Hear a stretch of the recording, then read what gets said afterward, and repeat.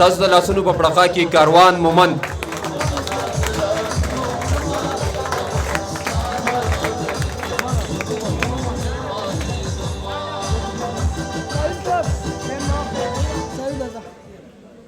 ډېره زیاته مننه مشال صاحب. زموږ کلي کې خلک وایي چې کله ترنم وشو نو د هغې نه پس شعرونه مه وایه، بیا هغه مزه نه یې اورېد. بیا عاجز صاحب هم شعرونه ووایي نو زموږ هغه شعرونه لږ تت شي. خو زه سقراط مجرم دی او حکمت د افلاطون جرم دی، ډېرو جاهلو کې د یو باشعور شتون جرم دی، او له نوي فکر نه شاهانو ته خطره پېښېږي. فرعون اعلان کړی د نر بچي زیږون جرم دی.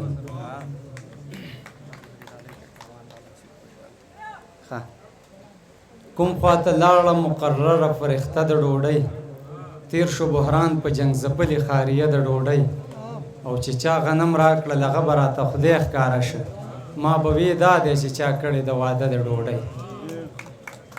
خلک زما نه تبصرې په ښکلاګانو غواړي، او ما ته پیښه ده په کور کې مسله د ډوډۍ.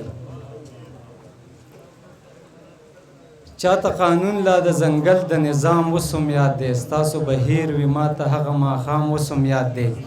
په یوه ورځ مې تقدس شو ټول پامال د وطن، ماښام آباد ښار و سباله په بد حال د وطن. بره بامیانو ته لښکر د چنګیز لاره وکړه، سمو د پس کابل ته جنګ له انګریز لاره وکړه.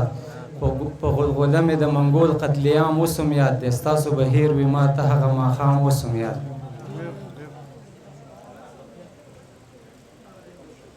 د میرویس خان غوندې سړي به بندیوان پراته وو، په قندهار او په هرات کې ګورګینان پراته وو. یو ایوب خان به آخر کم یو شر ته مخه نیوه، یو څو سړو به آخر کم یو شر ته مخه نیوه. خو هر غلیم راته همدلته ناکام وسم یاد دی، ورته د لار قدم قدم پیچ و لام وسم یاد دی. د سلارزو جنکو چغو به مې خوب تختاوه، د نیل بلا د یوې پیغلې ناویتوب تختاوه. د ملالۍ زخمی زخمی مړ وجود ور لګاو، دلته به وخت په وخت خلیل ته نمرود ور لګاو. میوند ګوا دی زورور ته انجام وسم یاد دی، ښار ته غیرت لا د درګا د اسام وسم یاد دی. یو رنجیت سنګ د پیښور په ښار کې لاس ساتلو، خلکو په خپل بدن د بل د راج لباس ساتلو. مومندو جنو ته لاتک تور بهرام وسم یاد دی، په ګرد کې ورک لښکر د خپل خپل مرام وسم یاد دی. ډېره زیاته مننه قدرمن.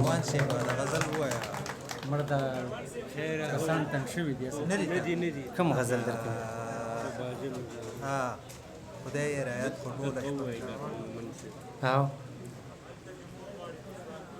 د ملګري غوښتنه کوي، ګنې دا کسان ډېر زیات ستړي شوي دي. یوه د رزق ذریعه بله جذبه د ایمان، کوټه راساسې په باجه مې جانماز خور که. نه هره شپه وه یوه لور مې په سنګلو ده وه، سخته یخني وه په یوه مې جانماز خور که. لار د پنشیر وه په وږمه مې فاتحه لوستله، طالب ولاړو په طبله مې جانماز خور که. او حیا مې تله خلکو زما په ایمان شک کولو، په خپله ماته دروازه مې جانماز خور که. د دې ولس د ترقۍ او بقا ډوزې ولي، که څوک وزګار وي نو راځي د باچا ډوزې ولي. او نن د اغیارو په سلا سرتوروي پښتني، دغه سړی به هم بچو ته سبا ډوزې ولي. قربان نن د اغیارو په سلا سرتوروي پښتني، دغه سړی به هم بچو ته سبا ډوزې ولي. او د سرمایې په پردي جنگ کې ځان غازي هم ګڼي، بابا لګیا دی د کشمیر د غزا ډوزې ولي. او غوږ ورته مږ دی چې د دور ظالم نه یادوي، په مړ پرغون پسې خیرې کوي یا ډوزې ولي. غوږ ورته مږ دی چې د دور ظالم نه یادوي، په مړ پرغون پسې خیرې کوي یا ډوزې ولي. او اوس مې بیخي ورته د خیر خبره زړه نه غواړي، پښتانه وخاندي کاروانه چې دا ډوزې ولي. ډېره